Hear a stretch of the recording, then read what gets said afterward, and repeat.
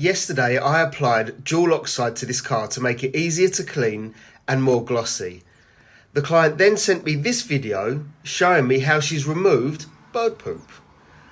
How many different issues can you see with how she's done it? Please comment below and let me know.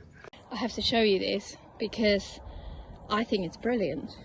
Whatever you put on it, it just, I know, rip microfiber cloth, but look how easily it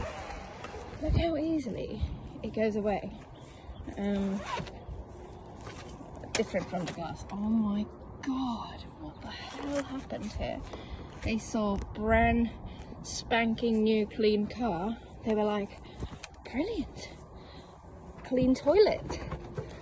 But the protection that you put on, or whatever the shiny coat, it made it so nice and easy to remove.